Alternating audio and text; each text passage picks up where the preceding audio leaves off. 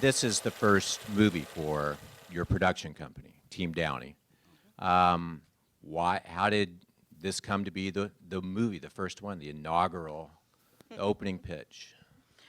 Well, Robert would always ask me, kind of harangue me actually, like, what's going to be the first Team Downey movie? And I was always saying, well, it's going to be the first great script that we get in, because we had a bunch of things we were developing.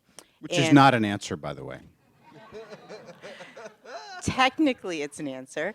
But so what happened though when we started the company is Dobkin brought me a draft of the script, which I thought was a first draft. I later found out it was like 10 drafts in, but it was the start of this idea, and we got talking about the kind of movie that it could be, and then kind of over about 2 years, we without any pressure, because unlike the movies that actually the three of us had come off working on, these bigger tentpole movies, you have your release date. So you have a start date, whether a script is ready or not. We were kind of flying under the radar.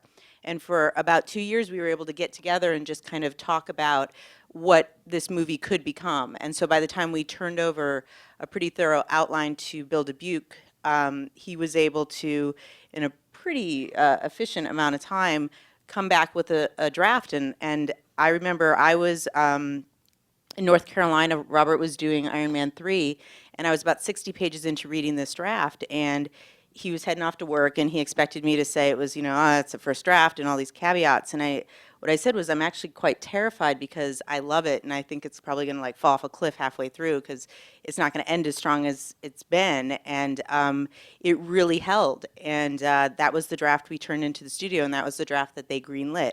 So I kind of say that the script sort of presented itself to us and picked us as, for the first movie, as opposed to something that we kind of systematically chose or designated.